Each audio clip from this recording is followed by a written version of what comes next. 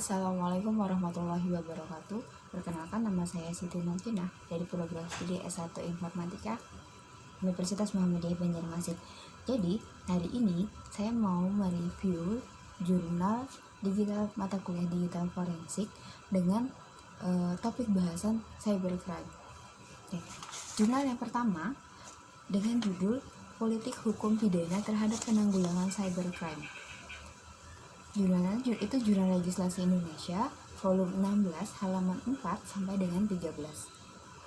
Pada tahun 2019, penulis Dewi Bunga. Tujuan dari penelitian ini adalah memberikan pengetahuan tentang kebijakan hukum pidana terhadap penanggulangan cybercrime. Hasil penelitian adalah tindakan-tindakan cybercrime ini diatur dalam Undang-Undang Nomor 11 Tahun 2008 tentang Informasi dan Transaksi Elektronik, serta Undang-Undang Nomor 19 Tahun 2016 tentang perubahan atas Undang-Undang Nomor 11 Tahun 2008.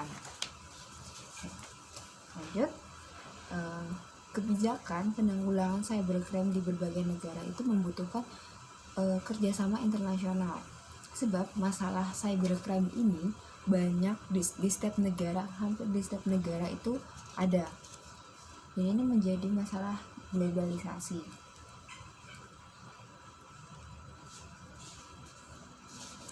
Dalam menanggulangi cybercrime, maka diperlukan kooperasi baik melalui hukum pidana maupun saluran hukum pidana.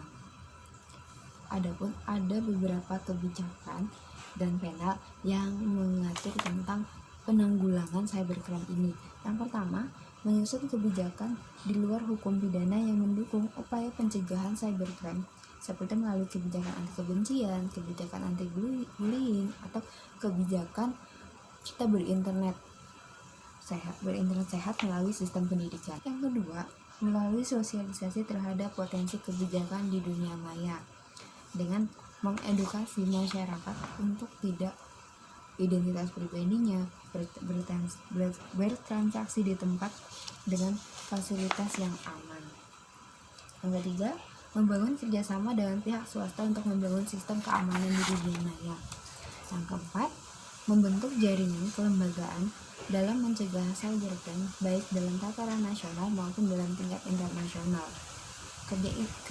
Kerjasama internasional dalam penanggulangan cybercrime sangat diperlukan. Meningkat cybercrime ini kejahatan yang sudah internasional. Kelebihan dari jurnal ini adalah penjelasan tentang kejahatan cybercrime itu cukup lengkap, mengambil referensi dari beberapa negara, dan cara penanggulangan cybercrime ini juga dijelaskan di dalam jurnal ini. Jurnal yang kedua yaitu dengan judul Analisa Perkembangan Digital Forensik dalam Penyelidikan Cybercrime di Indonesia. Jurnal Ilmiah Teknik Industri dan Informasi, volume 9, halaman 186 sampai dengan halaman 192. Pada tahun 2019. Penulis Nur Iman, Aris Susanto, dan Rahmat Inggi. Tujuan dari penelitian ini adalah mengidentifikasi subdigital forensik dalam penyelidikan kasus kejahatan di Indonesia. Metode yang digunakan pada penelitian adalah kajian sistematis dengan melalui proses pemilihan sumber data, yaitu Garba Rujukan Digital, Science and Technology Index, RAMA Repository. Lokasi penelitian itu di Kendari. Hasil penelitiannya adalah hasil dari penelusuran menunjukkan bahwa kejahatan paling banyak ditangani yaitu lab forensik, network forensik, dan mobile forensik dengan grafik tren topik di atas 10 dibandingkan komputer forensik dan database forensik hanya terdapat 2 topik.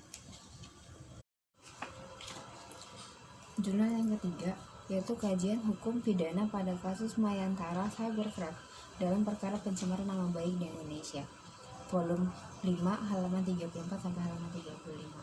Tahun 2019. Penulis Ferus Rahmadatul Mutia dan Ridwan Arifin. Tujuan dari penelitian adalah untuk mengkaji tentang cybercrime dalam perkara pencemaran nama baik di Indonesia. Metode penelitian adalah peneliti ini hanya mengkaji teori hukum yang dibutuhkan dengan aturan hukum dan kasus pencemaran nama baik melalui dunia maya.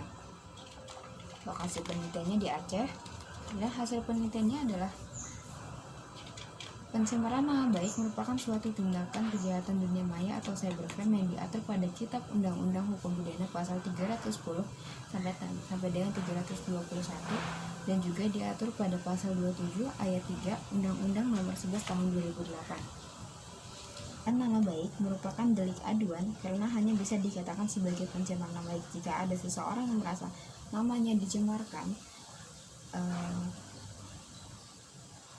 Tersebut dapat melaporkan kepada, dan jika ada seseorang yang merasa namanya dicemarkan dapat mengadukan kepada pihak yang berwenang. Pencemaran nama baik ini termasuk salah satu masalah yang banyak ditangani setiap tahunnya. Biasanya orang yang melakukan pencemaran nama baik tersebut melakukan dengan sengaja agar membuat reputasi orang itu tersebut menurun atau jelek di mata umum. Dan pencemaran nama baik ini pun bisa dapat melalui tulisan, dengan komentar-komentar di Instagram atau sejenis media sosialnya, terus melalui lisan dari video, dari story, dan yang terakhir itu ada analisis forensik digital pada Line Messenger untuk penanganan cybercrime.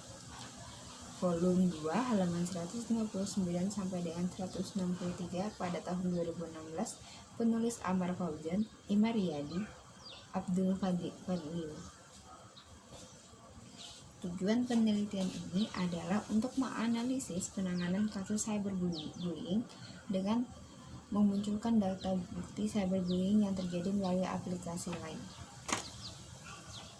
Metode penelitian mengacu pada proses investigasi yang telah dilakukan oleh penelitian-penelitian sebelumnya, yaitu terdiri tahap reservation, collection, examination, dan analis. Lokasi penelitian ini berada di Jogja.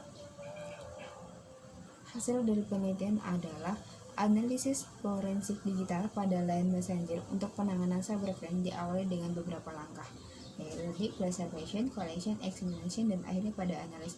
Analis yang dihasilkan merupakan gambaran dari semua proses investigasi. Proses investigasi dilakukan pada perangkat pelaku. Mungkin itu saja review jurnal dari saya. Mohon maaf karena masih banyak kekurangan serta kesalahan pada saya mereview jurnal, dan ini sekali lagi terima kasih.